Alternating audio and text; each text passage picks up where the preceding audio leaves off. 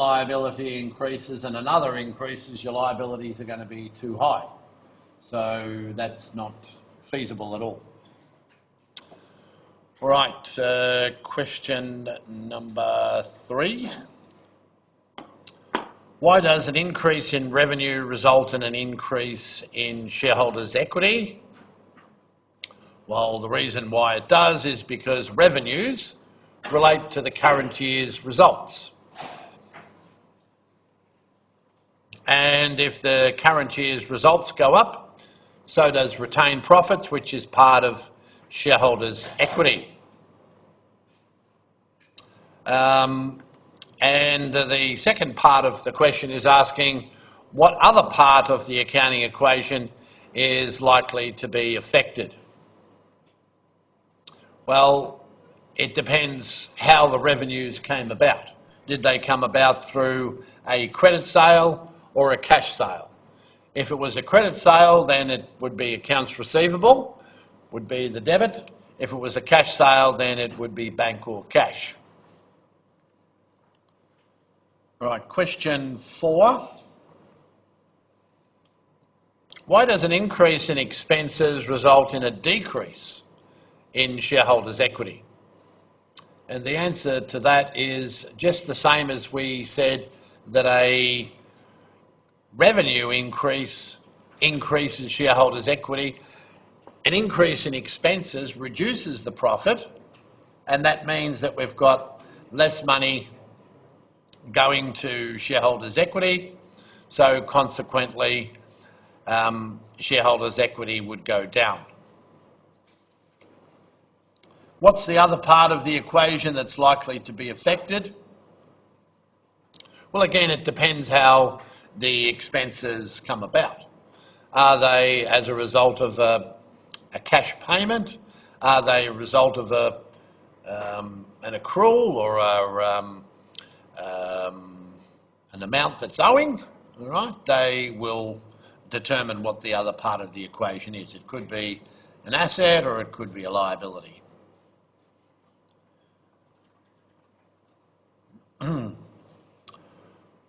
Okay, let's go to the problem. 3.7. Prepare a balance sheet from the simple transactions. So they had this balance sheet at the 30th of June 2016, and then they had all of these transactions that were occurring that we need to adjust to the balance sheet amounts. So the first thing we need to do is to do our journal entries for each of these. So the first journal entry is to repay the shareholders' loan. So the shareholders' loan will be reduced, so that will be debited, and wherever the money came from, presumably the bank, will be credited. Customer paid off one of the accounts receivable. So if the account receivable was outstanding and it's been paid, then that amount will be credited and the cash coming in will go to the bank as a debit. Number C, additional inventory costing $5,320 was purchased. So obviously the debit goes to the inventory, which is an increase in the asset, and the credit goes to accounts payable because that's a liability. Number D, the company issued new shares. So when they issue new shares, the equity goes up, or the shareholders' funds go up. So because they're part of equity, they're going to be credited, and the money we get for the shares, which is cash, is debited. Number E, the proceeds of the share issue are used to reduce the bank overdraft. So we take the cash that we receive out of our bank account and that means the cash will go down, so we credit that. And the bank overdraft, which is a liability, will reduce. So that was a credit, so in order to reduce it, we would debit that account. Number F, more land costing $52,000 was purchased for $12,000 cash plus a new long-term mortgage. So the asset land will go up, debit the land, 52, and credit our cash with 12, and credit long-term mortgage with the balance, which is 40,000. And finally, number G, factory equipment costing $31,900 was purchased on credit. The factory equipment, being an asset, goes up, so we debit our factory equipment and we credit accounts payable. Now, the trick here, though, is that it's due in a scaled manner. So this portion will be current, right? Go in the current liabilities because it's due in 6 months, and the rest will be in non-current because it's due in 24 months. I think we talked about current and non-current assets and liabilities last week, didn't we? Yeah? I seem to recollect. You're a bit vague, but you're giving me the nod. We did, yep. So the criteria is 12 months. So if it's less than 12 months, it's current, and if it's more than 12 months, it's non-current. So that portion, which would be the difference, I think that amounts to 18,000, would be in non-current liability. Okay, so there are our journal entries, and you can see them, they've done them all there. So I would have, if I was doing that one, I would have split it up, all right? I would have split it up between current and non-current, because when you're doing your balance sheet, it might be a trap and you see the 31,900 all as accounts payable, and then you'll put it all into current, but it shouldn't. Part of it should go into non-current. So that's why I would set up a separate account. Anyway, as long as you know the way it should be done. There is another error in the solutions a little bit later. So they're the journal entries. And when we process these guys, we adjust the accounts from the balance sheet that we had up here, all right, with adding and subtracting, and that's the new balance sheet that we will come up with. Okay, so they've actually done it correct down here. They've put that 18,000 in the non-current. It's just that I would have broken it down into different components.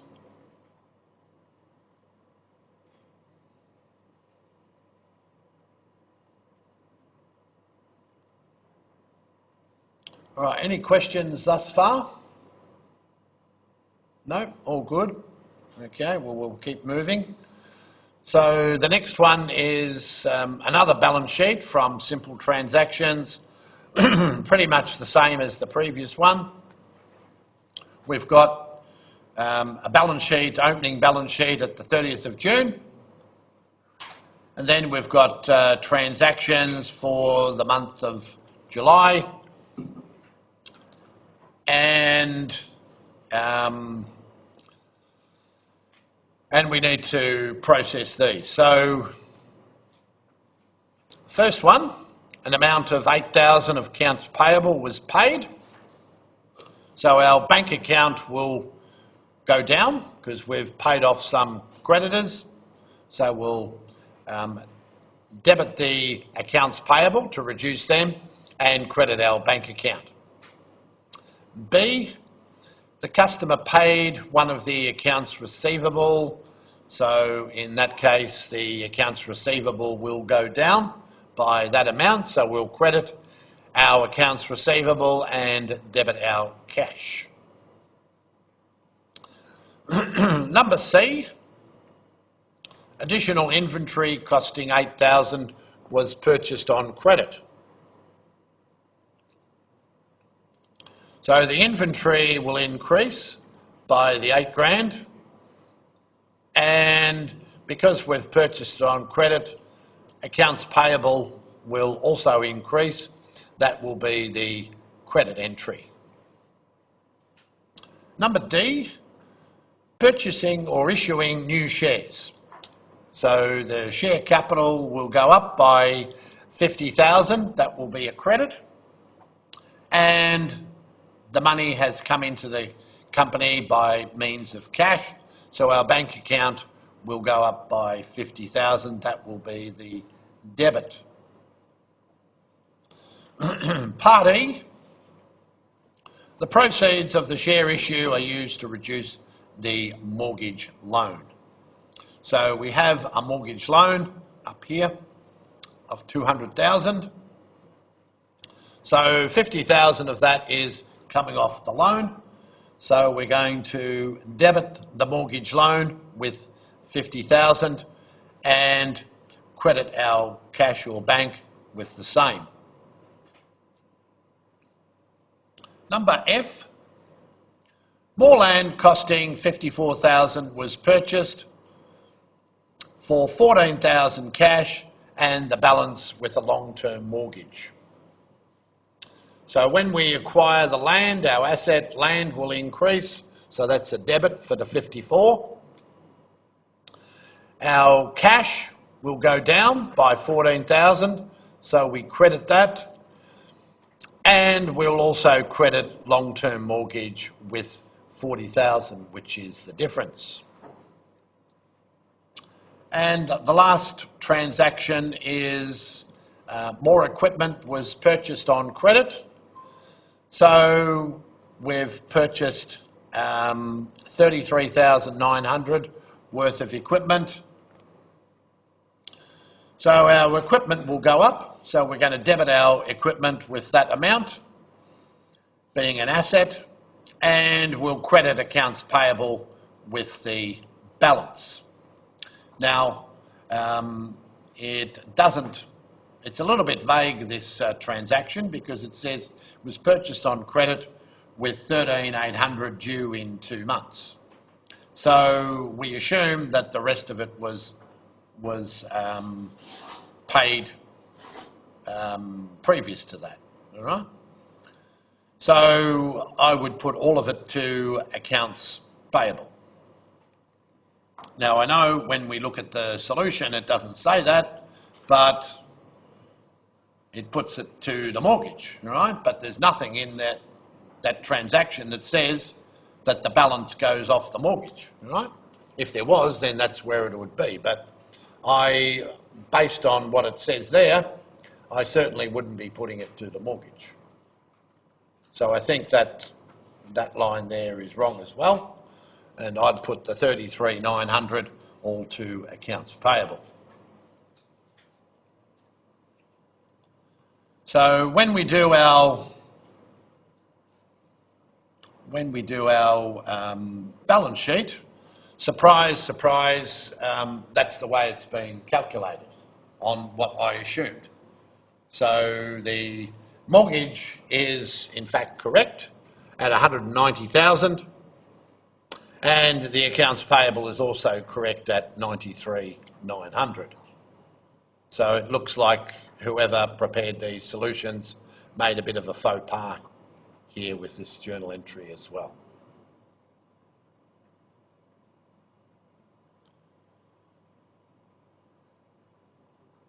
All right, any questions on that one? No? All good? All right, well, let's move on to problem 320. We've got a balance sheet once again, and we've got a number of transactions here which they ask us to prepare journal entries for, then do an income statement and a balance sheet. All right? So let's go through them. Credit sales. When we have credit sales, we are going to debit the accounts receivable for 200,000 and credit sales for the same. Cash sales. For cash sales, we're going to debit cash and credit sales for the 6,000. Number 3, collections from customers, 150,000. So these are our accounts receivable people that are paying us money. So when they pay us the money, the cash will go up. So we debit our cash with that amount and we'll reduce the accounts payable with the same. So the cash is debited, the accounts payable, the accounts receivable, I meant to say. The accounts receivable is credited. Number 4, purchases of inventory on credit. So when we purchase inventory, obviously the asset inventory goes up. So we debit inventory and we're going to credit accounts payable being a liability. Number 5, the payments of accounts payable. So we've now paid off some of our suppliers. So we reduce our bank account by crediting it with 50,000 and we debit the accounts payable to reduce that liability by 50,000. Number 6, cost of goods sold. So the cost of the goods that we've sold is 80,000. So that's an expense. So we will debit our expense, COGS, and we'll credit the inventory, which is the other side of the transaction. Our inventory has been sold, so it goes down. Number 7 is the wages. Wages not yet paid. So the expense to record the occurrence of the wages is debited and we will credit a liability called wages payable. Number 8, wages paid, 22,000. So when we pay our wages, we're going to credit our bank account, and if we assume that it's these wages, all right, let's assume it's those ones, we will debit our wages payable and credit our bank. And the next one, number 9, paying the tax payable. So the tax liability will reduce. So that was a credit. So now it's going to be debited with 60,000 and our bank account will be reduced by the same. So that will be credited. And at number 10, the cash dividend that has been declared and paid. So presumably this is dividends out, right, not dividends in. So dividends that we've paid to our shareholders. So that money is coming out of our bank account. So our bank account will go down and the account dividends paid or dividends expense will be debited. All right, so there are our transactions that we have analysed. The next thing that we need to do is to put it all into we could do it into a ledger and post them, or we could just do a spreadsheet with our opening totals here, right, and have our cash, accounts payable, accounts receivable, inventory, and then each of these accounts down one side, and then have the journal entries posted on the spreadsheet, and then we can see which accounts are going to impact on the profit and loss and the balance sheet.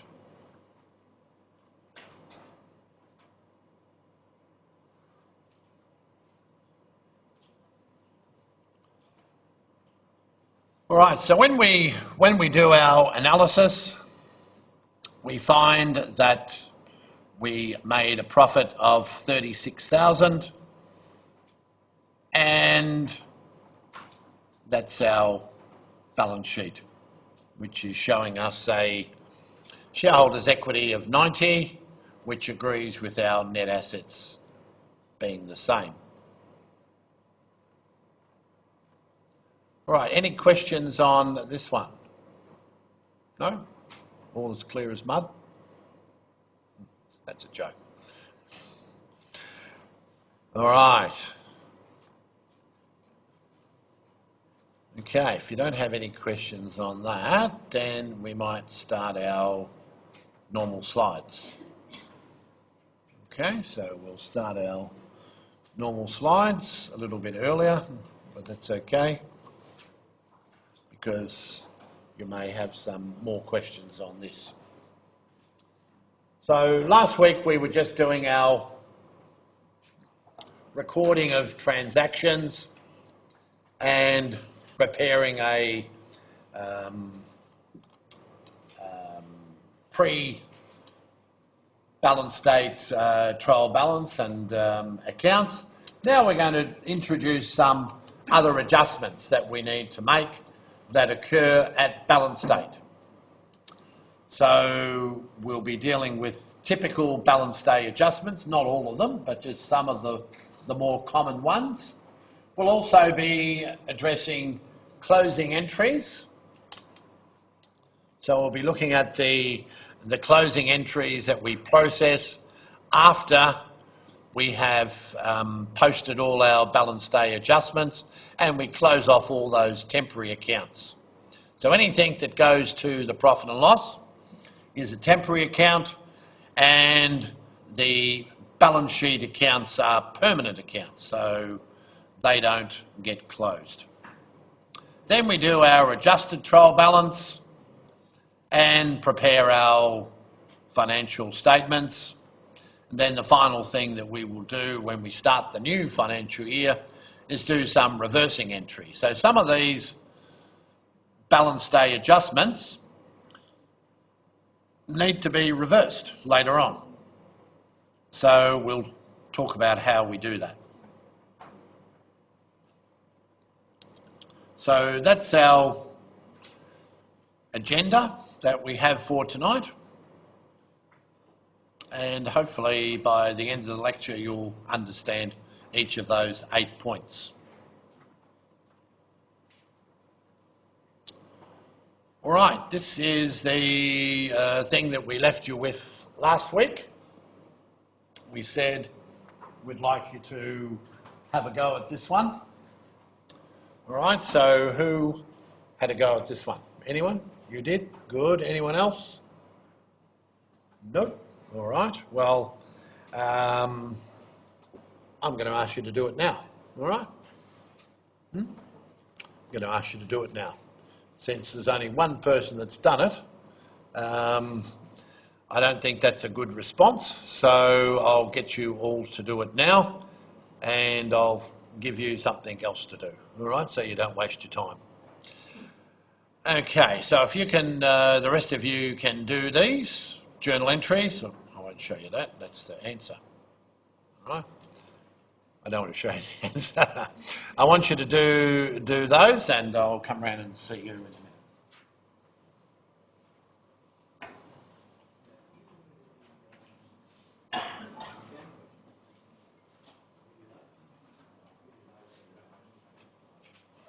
Who hasn't seen this thing? Just you. Right.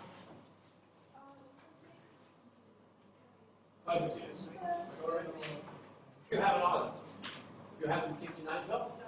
No. All right. Well, I'll give it to you first, and then I'll take it to the back. No worries.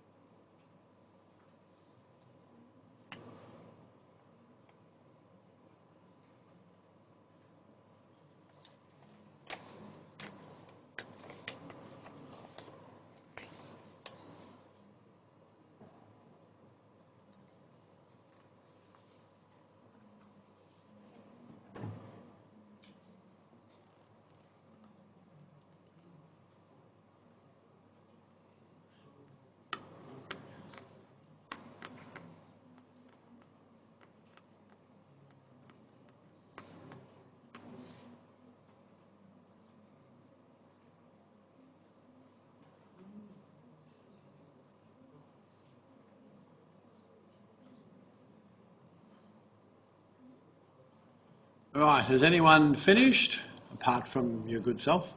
Anyone else finished? Have you finished, David? Yeah, might be right though. Not sure if you're right, okay, but at least you're finished. All right, the rest of you, hurry up, please, so we can discuss them.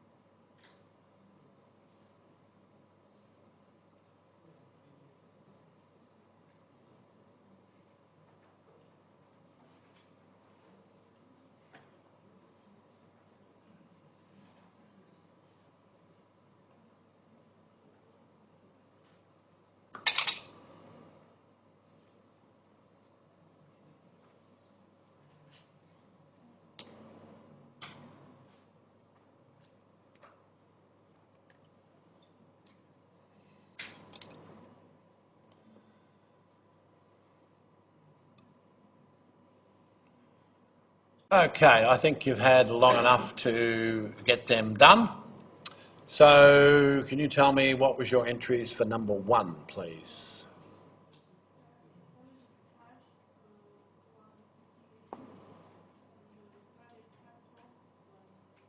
Okay, that's fine. All right, so that's your first one. Assuming that it was issued for cash, it didn't say that, but that's the assumption you made, and most people would make that. All right, let's go to the next one. You can tell me your next one, please.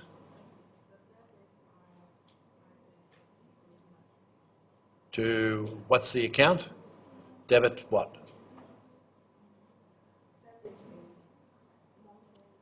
Motor vehicles, all right, how much?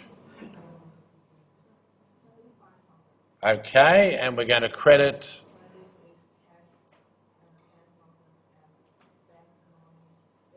Correct. Okay. There's our journal entry for that one. Right, would you like to give us the next one, please?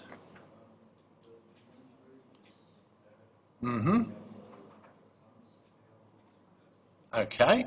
And can someone tell me what the last bit is? What's terms 210 and 30 mean? What does that mean? Who knows what that means? Yep. You get 2% discount if you pay within 10 days. And if you don't pay within 10 days, you have to pay the whole amount. But it's all due net in 30 days. Okay? That's what that little inscription means.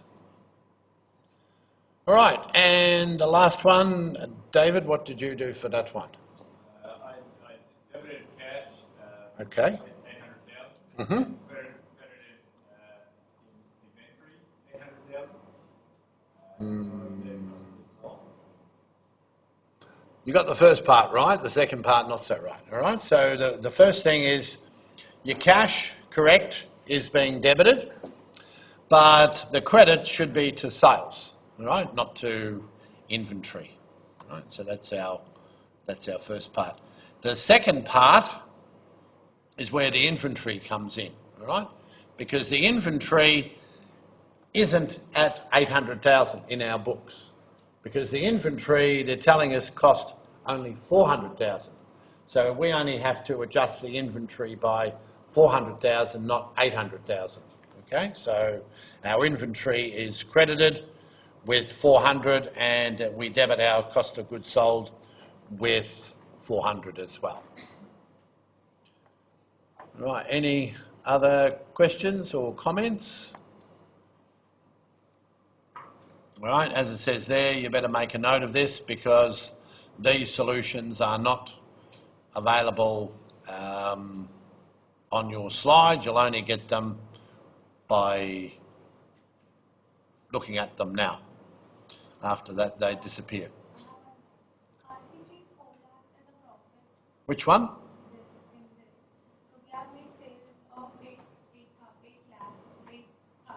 Which one are you looking at? This one, right, okay. Yep. 400, yep. Correct. Yeah, but not just yet. We only do that at the end of the month, all right? Yeah, we wait until the end of the month in case there's some more transactions, and then at the end of the month, then we would take our, yeah, because there might be some more sales, there might be some more purchases, and at that time, then we can recognise our, yeah. Mm-hmm. Yeah.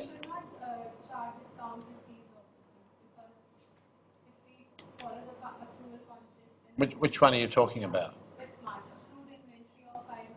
Oh, this one, acquired inventory on credit. Yeah.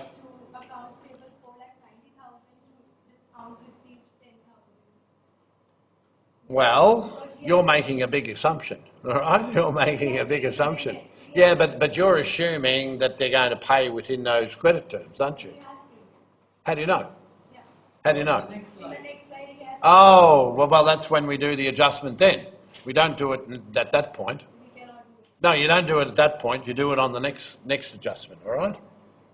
Okay, you're a bit too quick, all right? Okay, so now the amount paid that was owed to them, this is where we do the adjustment, all right? So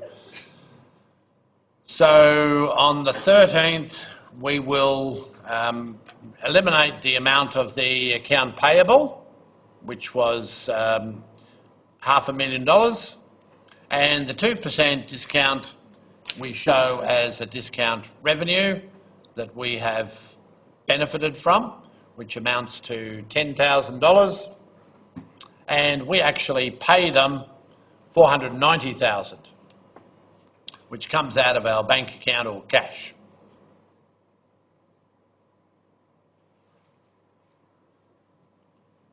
Is that clear? Mm-hmm. Okay, the 13th, sold inventory on credit. Would you like to give me your answer for that one? On the 13th, this one. What would you do there?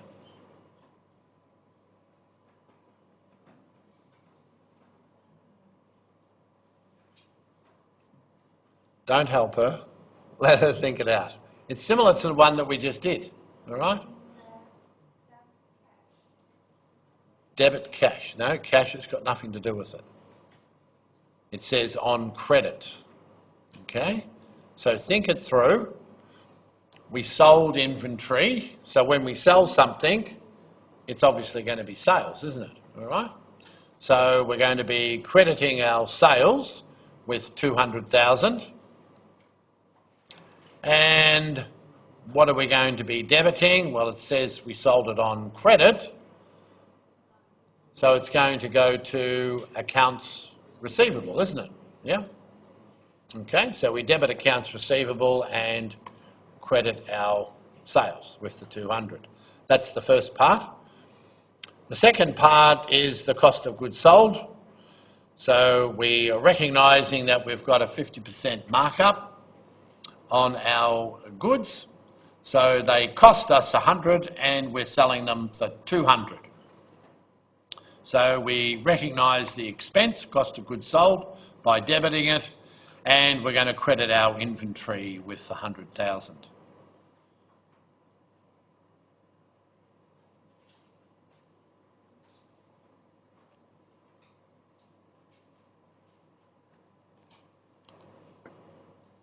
All right, you can have a go at the next one. Yep. You haven't finished that part, all right.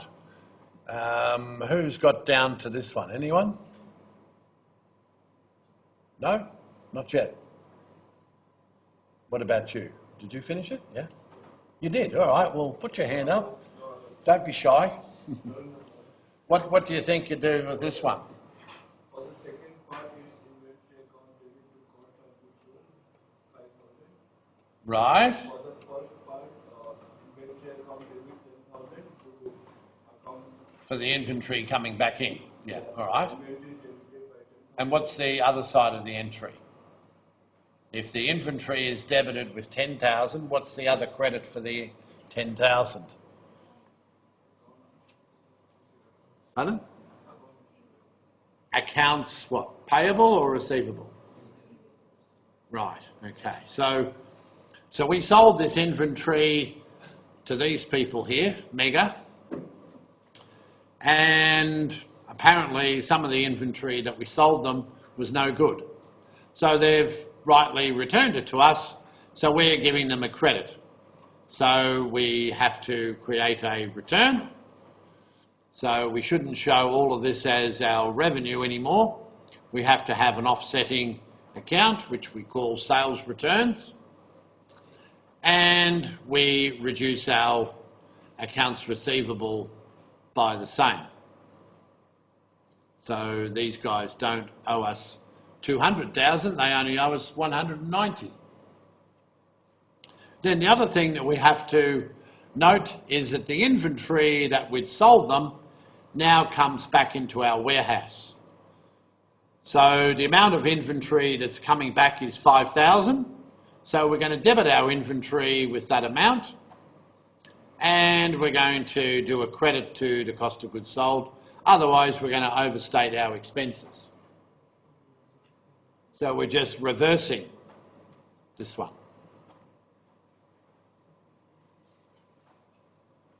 Everyone clear on that? Okay, thank you. Right, and the 17th, paying insurance. That's pretty straightforward, that one.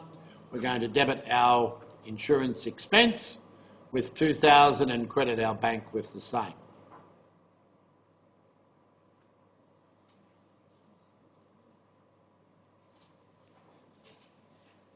I'll just give you a few moments to write them down if you haven't had the chance yet, or to rectify your entries.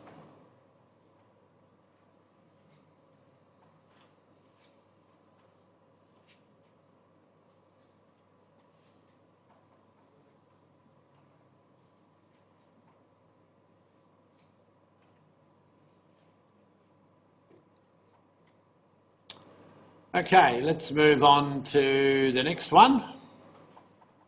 The 18th, received full payment from Mega. So now we're receiving the balance of amounts that are owed from Mega. So how much do they owe us after all those adjustments for the returns and everything? How much are they owing us now? 490, okay. 190, yeah, all right, that sounds better. So we're getting all of that money coming to us by way of cash. And then we reduce our accounts receivable by that amount.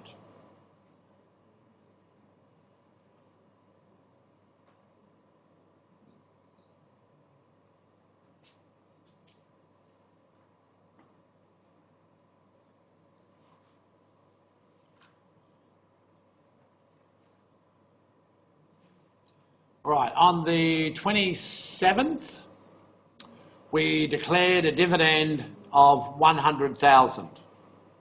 100,000 is our dividend, and we have declared this. What's the journal entry? Dividends and retained profit. Right, so it's coming out of our dividend payable. Right, so we create a liability for it. We haven't paid it, right? It just says we've declared it. So we make sure that it's been provided for, and we recognise it as a dividend coming out of our retained earnings, because that's where it normally comes out of, unless it's otherwise stated.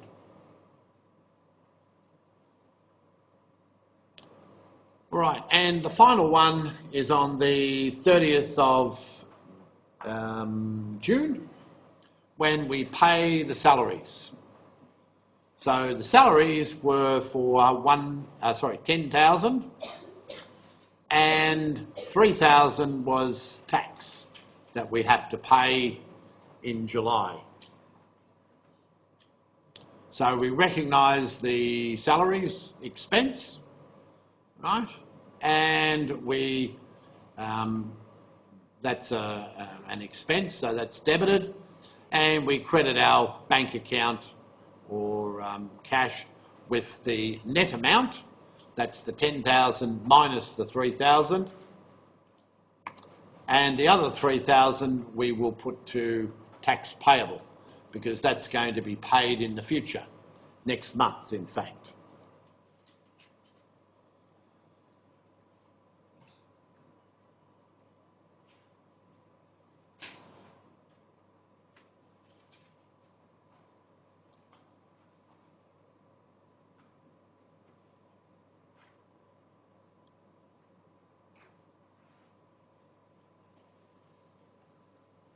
Everyone got that all down? Anyone that wants it a little bit longer?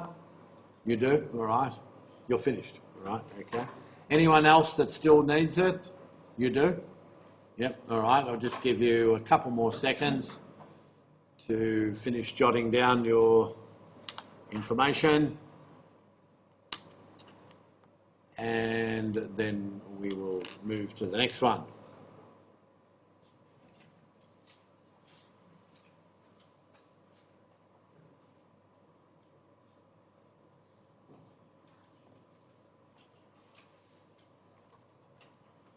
Okay, so let's now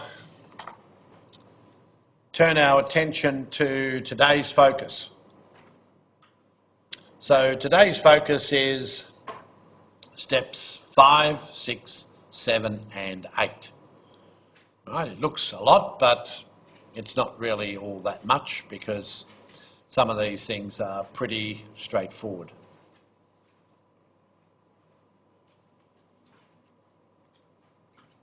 So as you remember last week, we started off with the source documents that we identified.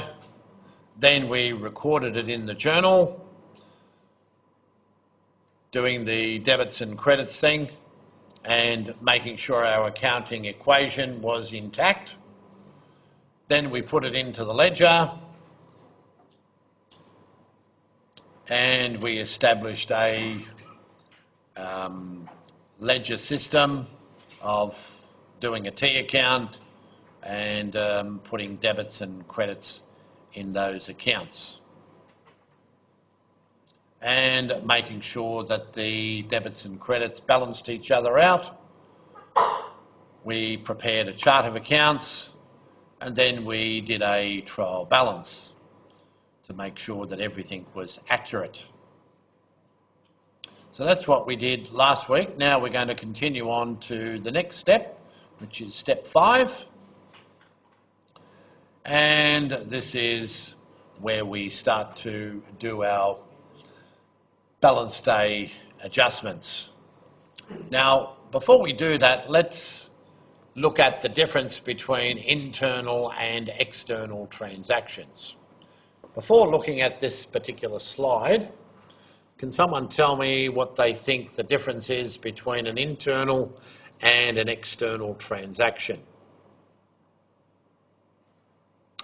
Anyone? What do you think? Yeah? Yep. I suppose an external transaction is for others, and internal is for the company themselves. Yeah.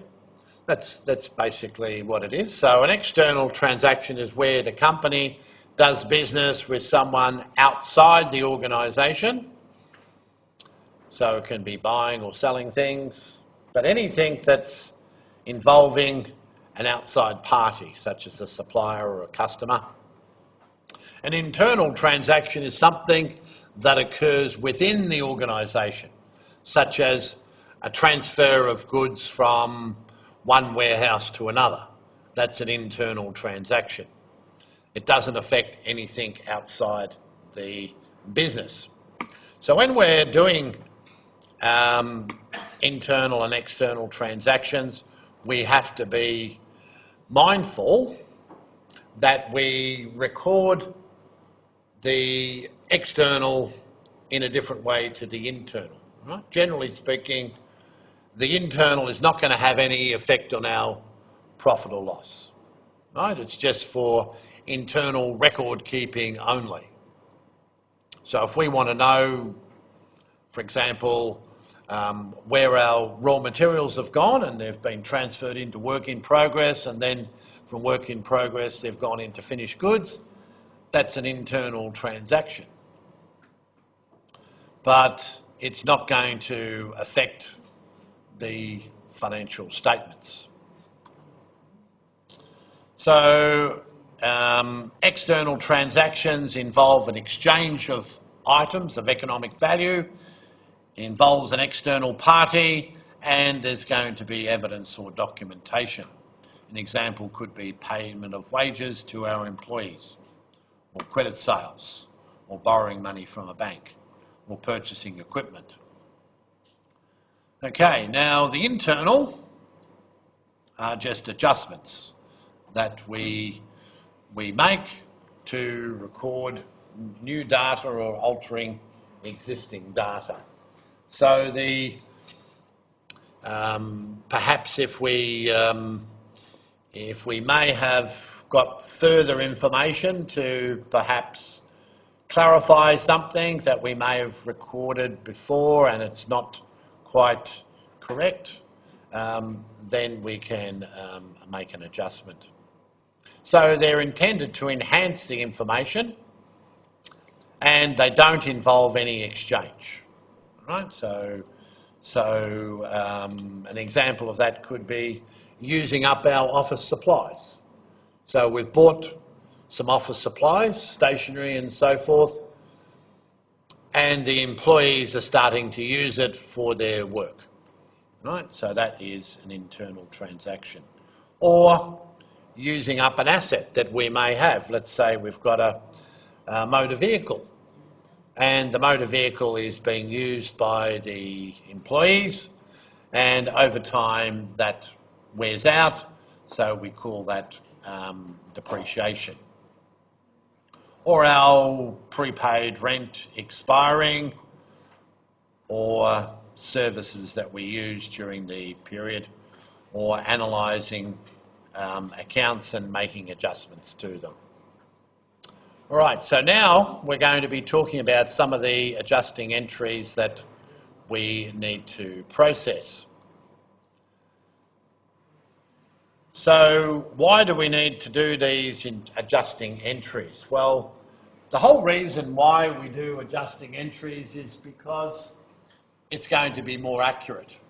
It's going to help us in comparing results from one period to the next. Because when we do our accounting, we want to be able to explain why something is different in one period or another. Let's say we purchased a huge amount of inventory in one period and it wasn't used up until subsequent periods. If we expensed all of that in the first period and didn't expense any of it in the following periods, it would have an uneven effect on our financial performance. So that's why we try and match the revenues and expenses in their appropriate period, and we do adjustments for that particular reason. So it comes back to our assumption on accounting period, where we need to make sure that everything is recorded in the correct accounting period. So I mentioned about the matching principle, and also accrual accounting. A couple of weeks ago we talked about the difference between cash accounting and accrual accounting. So with accrual accounting, we recognise things when they occur rather than when you're paying out money or receiving money.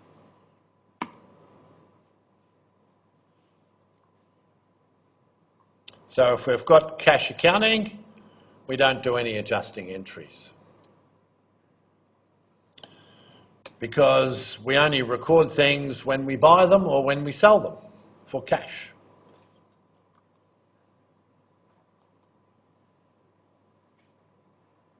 And when we're doing our adjusting entries, we have to follow the golden rule of doing a journal entry, debits equal credits, and we have to maintain that the accounting equation is intact. So A equals L plus OE.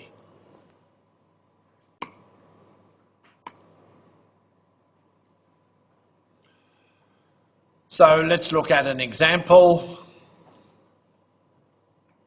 We may have one entry being a revenue or an expense, which could come from the income statement, and the other entry could be to an asset or a liability from the balance sheet. So for each adjusting entry, we're going to have at least one side affecting the income statement and the other side affecting the balance sheet. We won't have one side affecting the balance sheet and the other side affecting the balance sheet, because then it's not an adjusting entry. And we never do adjustments against cash because that's an external exchange. And then we post our adjusting entries to our ledger and prepare an adjusted trial balance.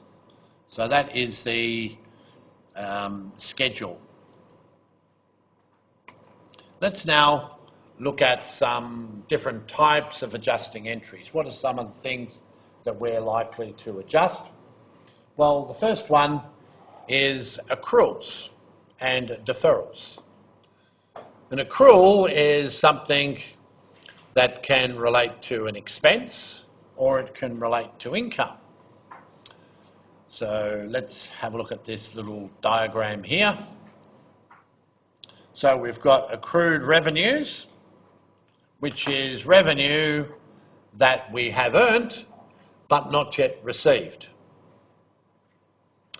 And we can have accrued expenses, which are expenses that we've incurred but not yet paid. Just the same as a deferral, we can have a revenue that hasn't yet been earned but has been paid. And we can have expenses that have been paid but not yet incurred, and they're called prepayments. So for each of these little scenarios we've got in this little matrix here, these are treated as assets. Likewise, the prepaid expenses. The unearned revenues are a liability because we have to earn them, and so are the accrued expenses. We need to pay them. So that's probably the most important thing from tonight's class. If you can remember that, you're going a good way to understanding adjusting entries.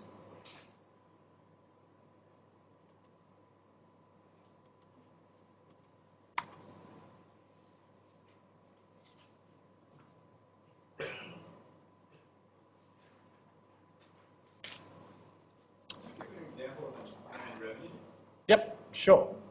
I can give you an example of all of them. All right, let's do that. Let's not just single one out. All right, so we'll start off with accrued revenue.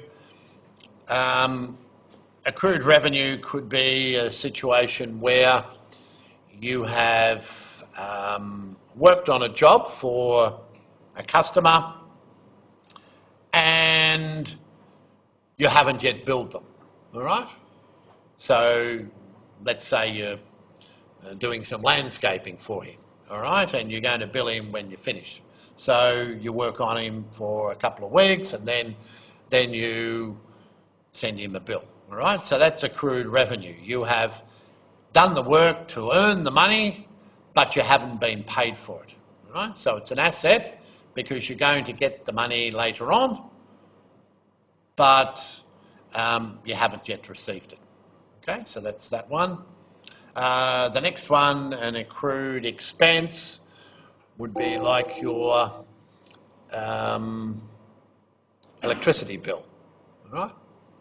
You get your electricity, you use it up, and then 1 or 2 months later you get a bill for it and you pay it.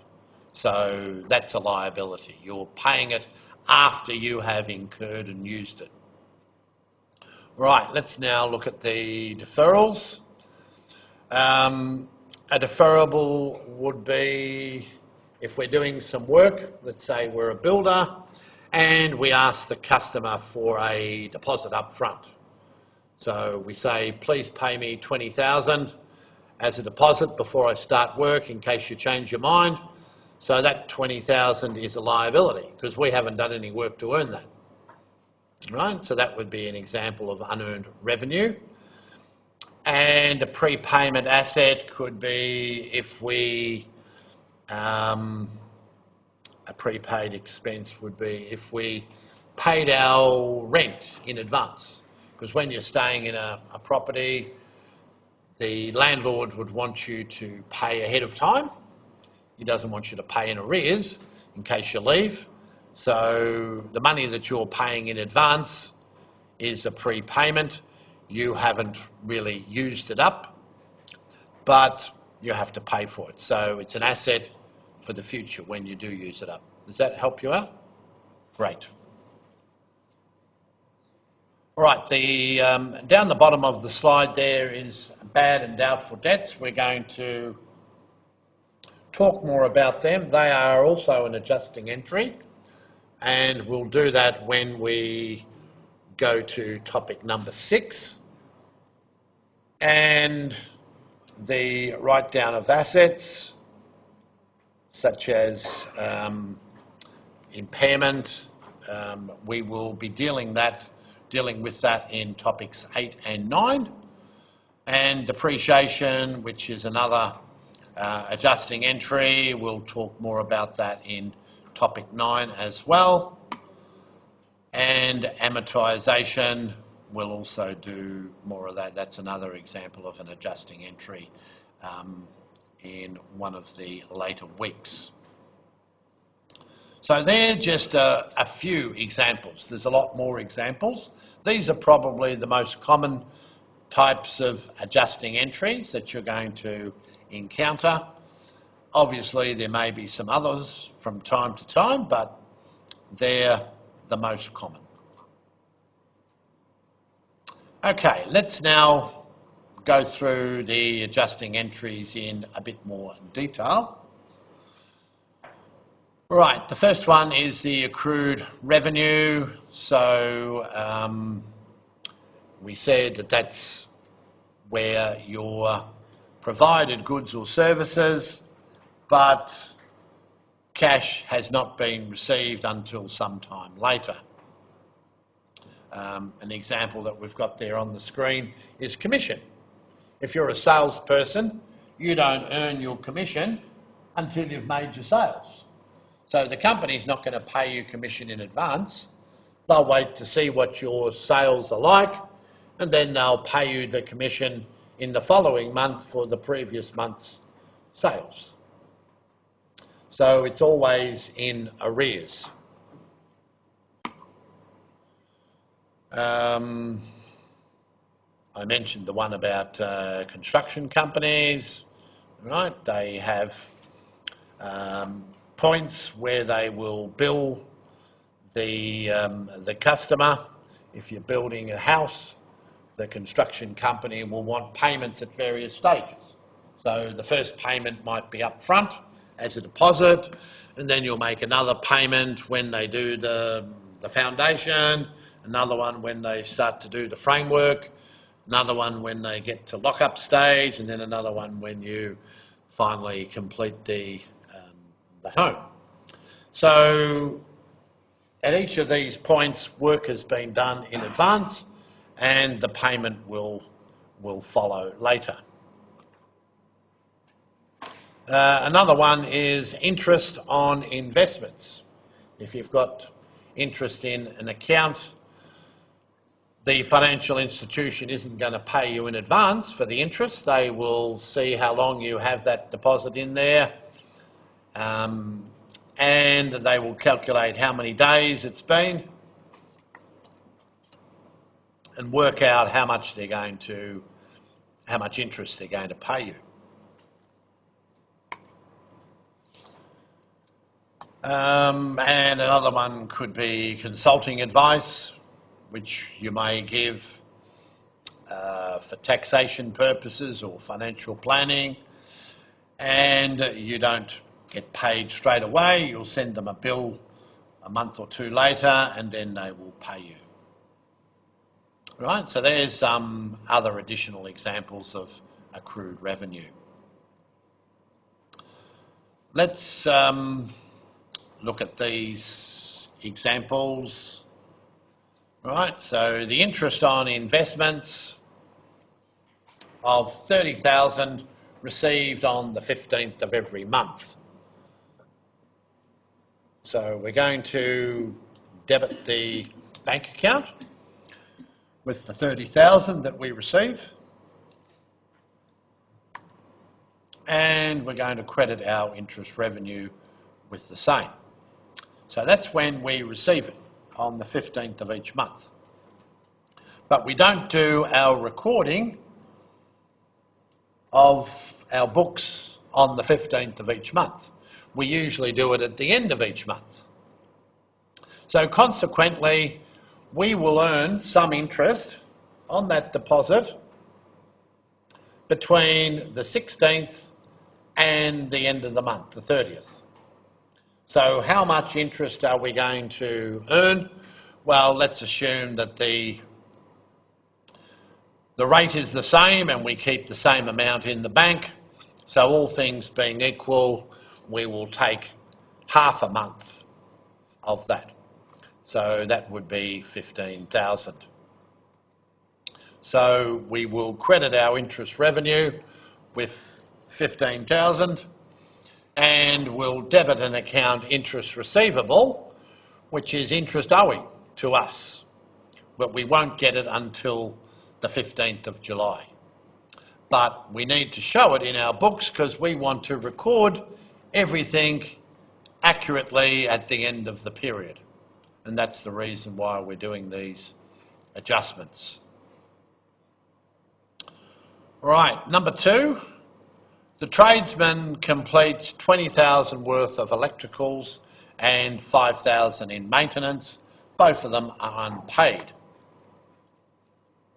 So he recognises it as accrued revenue for the electrical work, the wiring of the house, and he also recognises the $5,000 for the maintenance work because each of them are outstanding, so they're going to accrued revenue.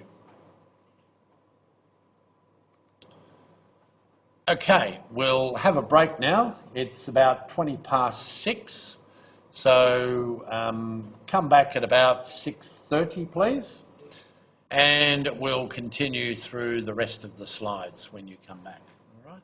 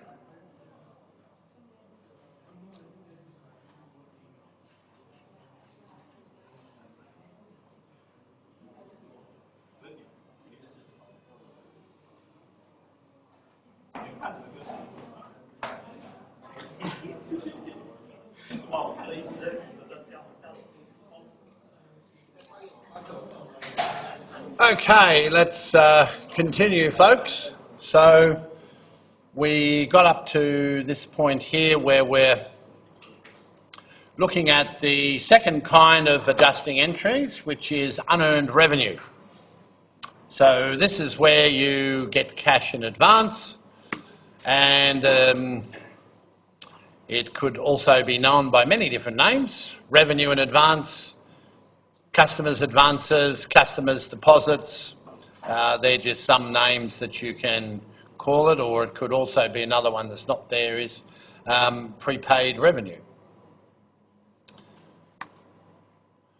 A good example of this one is magazine subscriptions. When the publisher produces their, let's say, monthly magazine, all right, they you will pay for your subscriptions often a year in advance, right, to get it a bit cheaper. So when they get their money from you, they shouldn't treat it all as revenue, because the magazine subscription has not been produced yet, and it only gets produced every month. So when the subscriptions go out to the customers, that's when they're entitled to take their pro rata proportion of that subscription. Another one is your airline tickets. All right, we always buy them in advance. I don't know of anyone that buys them on the day anymore, because it's a bit risky waiting for a flight that is not full, because these days they just keep discounting the tickets until the flight goes, until they've sold them all. So the airlines, from their perspective, if you buy your ticket up to 12 months ahead of time, which sometimes you may do to guarantee your seat, they can't take that revenue into account until you've actually flown, until the flight has taken off, because the flight might never take off, all right? There could be some problem and the flight might not happen, or you might have to be transferred to a different supplier, or you may cancel, or whatever. There could be a whole lot of reasons why you might not use it. So until you actually fly and use it up, then they can recognise that as revenue. Another one is your gym membership. Right? If you belong to a gym member, you often pay that in advance, sometimes 12 months in advance, sometimes monthly in advance. And again, the fitness centre is not entitled to take that portion of the membership until it's actually been used. And of course, your insurance premiums that you pay for your home or your car, they are also always paid in advance, so that they want to make sure you're up to date with your premiums before, in case you make a claim. So they will progressively record them as revenue as time expires. So let's have a look at some examples of this. So the first one, on the 1st of May 2016, we received $1,200 for an annual insurance premium. So we record the amount of the premium. $1,200 goes into our bank account, and we recognise the $1,200 as unearned revenue, because the revenue is for the next 12 months. But at the end of June, we have effectively used up 2 months of that, because from the 1st of May to the 30th of June is 2 months, so we can legitimately record now 1/6 of this, which works out to be 200. So we reduce the amount of the unearned revenue by 200. So now we've only got 10 months outstanding. and we record that 200 as our revenue. Second example is we receive $1,800 in rent for 3 months starting on the 1st of June. So we debit our bank account with the money that we receive, which is $1,800, and we take the full amount to unearned revenue.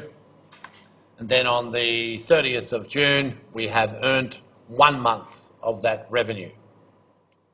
So 1/3 of 1,800 is 600, and we recognise that as our income.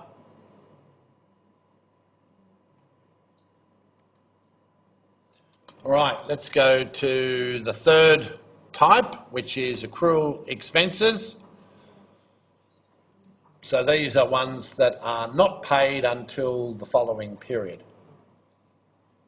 Some examples of this could be wages, right? Most employees get paid in arrears.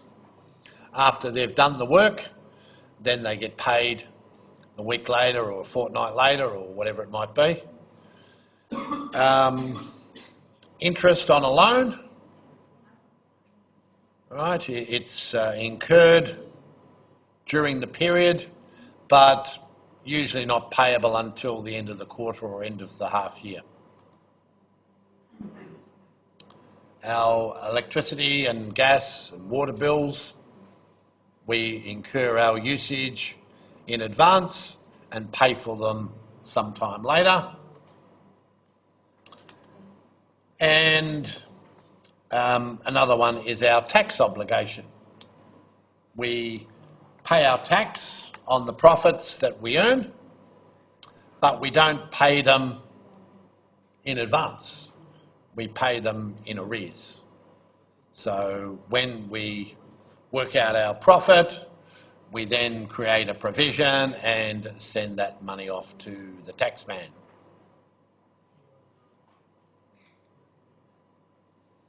Let's have a look at some illustrations of accrued expenses. Firm pays wages of $10,000 every Friday, and the month end is on a Wednesday. All right, so the first thing is to record the payment of the wages. So we recognise wages expense in our bank.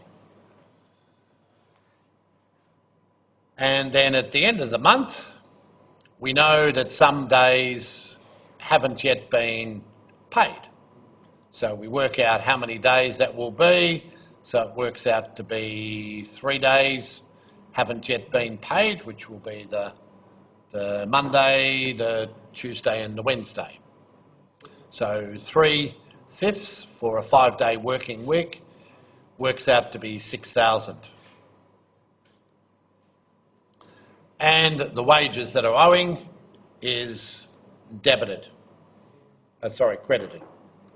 The expense is debited. All right, second illustration is the electricity bill and also some interest on a loan. So if we consume electricity at the rate of 10 cents per kilowatt for the month of May, so we recognise that as our expense, and we create an account called accrued electricity. And the second one is the interest owing on a loan account. So the amount of interest, 10% on a $3 million loan for 1 month, works out to be 25,000. There's your calculation. And we treat that as interest payable.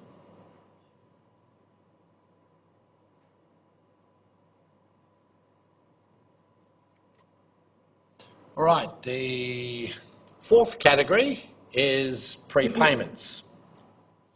Prepaid expenses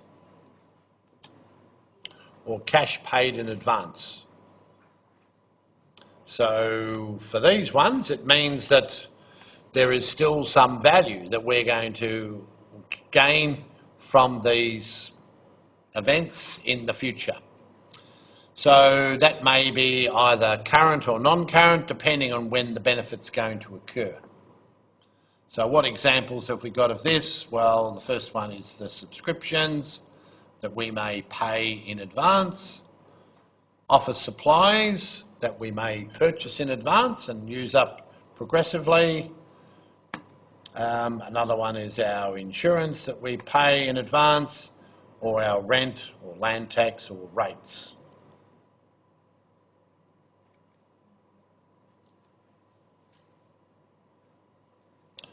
Some examples we've got here. On the 1st of May, we pay $1,200 for an annual insurance premium. So we're going to debit our prepaid insurance with $1,200 and credit our bank account with the same. On the 30th of June, we've recognised that we've used up a couple of months of our insurance premium. So that's $200, it's $100 a month. So we treat that as an expense and we credit our prepaid because we need to reduce the amount of insurance that we've paid in advance. It's only 10 months now. And the second illustration here is the office supplies that we're acquiring on the 1st of June. So we record the amount of office supplies that we buy, which is $1,000 worth, and we credit our bank account with the same. Now, during the month of June, we assume that we have used up some of those supplies. When we do our stock take, we find that there's only $300 worth of supplies left. So that means we've used up $700. So $700 is treated as an expense, and we have to reduce our asset office supplies on hand by that amount. So we credit that asset. All right, is everyone following the examples? Yep, okay, that's good. All right, now it's your turn to do some work. So what we've got here is some balance day adjustments that I want you to prepare. So go through this list and do your journal entries for each of these. Right, and there's the pro forma that you can fill in, or if you're not confident in using them, you can just use a blank piece of paper and fill them in when we discuss them a little bit later. Okay, so I'll give you about 10 minutes to go through each of those. If you've got any questions, just stick up your hand and I'll come around and see you. So it's almost 10 to 7, so let's say about 7 o'clock we'll go through them.